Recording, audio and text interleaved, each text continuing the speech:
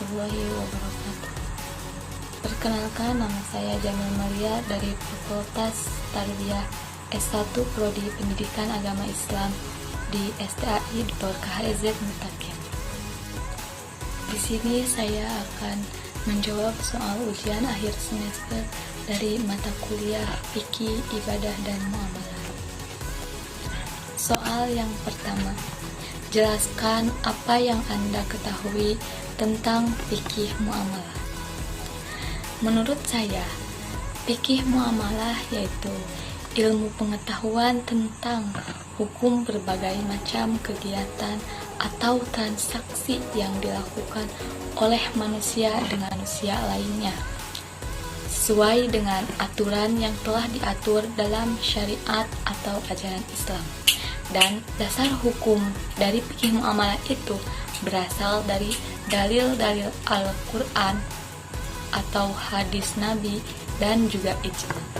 Selanjutnya soal nomor 2, yaitu bagaimana sih urgensi dari fikih muamalah dalam kehidupan umat Islam itu?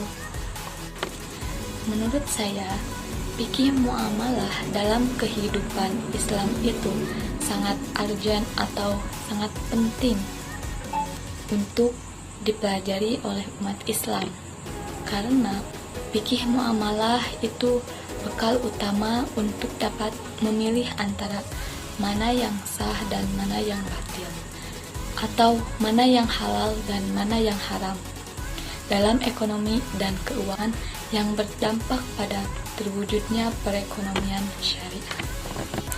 Selanjutnya soal nomor 3. Apa perbedaan dari jual beli dengan riba? Dan sebutkan dalil-dalilnya. Perbedaan jual beli dan riba dilihat dari segi maknanya. Kalau jual beli yaitu menukar suatu barang dengan barang yang lain dengan rukun syarat tertentu. Sedangkan riba adalah menetapkan bunga atau melebihkan jumlah pinjaman saat pengembalian berdasarkan persentase tertentu dari jumlah pinjaman pokok yang dibebankan kepada peminjam. Jika dilihat dari segi hukumnya, jual beli dan riba itu sangat jauh perbedaannya. Jual beli itu hukumnya halal, sedangkan riba hukumnya itu haram. Sebagaimana dalam Quran surat Al-Baqarah ayat 275. Bismillahirrahmanirrahim. Wa ahallallahu al-bai'a wa harramar riba. Yang artinya, Allah telah menghalalkan jual beli dan mengharamkan riba. Quran surat Al-Baqarah ayat 270. Dalam kitab Tafsir Al-Misbah, menurut Profesor Quraisy Shihab menyebutkan bahwa apabila ada orang yang mempersamakan antara jual beli dan riba, maka akan kekal di neraka. Sebagaimana dalam Quran surat Al-Baqarah ayat 275 yang berbunyi, Bismillahirrahmanirrahim. Wa man ada faulaika ashabun nar hum fiha khalidun. Yang artinya, barang siapa mengulangi, maka mereka itu penghuni neraka, mereka kekal di dalamnya. Quran surat Al-Baqarah ayat 275. Dalam ayat tersebut, Profesor Quraisy Shihab menjelaskan bahwa siapa saja yang menghalalkan riba, maka dia sama saja tidak percaya dengan Allah, dan orang yang tidak percaya dengan Allah, maka ia akan kekal di neraka. Selanjutnya soal nomor 4. Bagaimana hukum belanja online jika dilihat dari perspektif hukum Islam? Jelaskan dan sebutkan dalil-dalilnya. Dalam Islam, jual beli online termasuk dari akad jual beli as-salam, yang mana Bai assalam itu mempunyai pengertian yang sederhana, yaitu pembelian barang yang diserahkan di kemudian hari, sedangkan pembayarannya dilakukan di muka. Nah, bai assalam juga disebut dengan akad pesanan. Oleh sebab itu, hukum bai assalam boleh dalam Islam.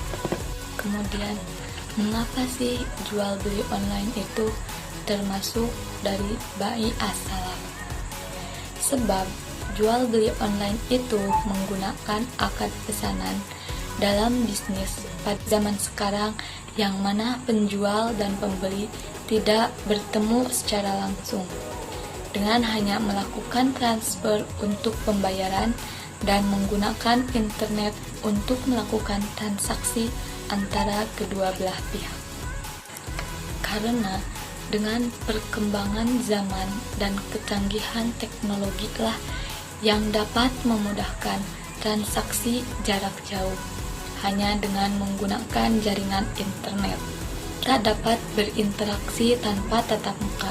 Tetapi dalam bisnis ini yang terpenting memberikan informasi dan mencari keuntungan. Oleh sebab itu, jual beli online dalam Islam diperbolehkan dengan syarat harus diterangkan sifat-sifatnya dan ciri-cirinya. Kemudian, jika barang sesuai dengan keterangan penjual, maka sahlah jual belinya.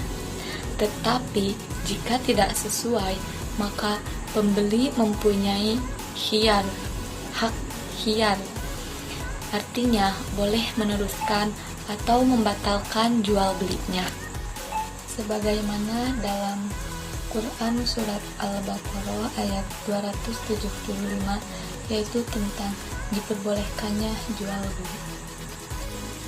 Adapun hadis yang berkaitan dengan jual beli, yang artinya Ibnu Al-Abbas berkata, "Aku bersaksi bahwa akad salat yang ditanggung hingga waktu yang ditentukan telah dihalalkan oleh Allah dalam kitabnya, dan dia telah mengizinkannya."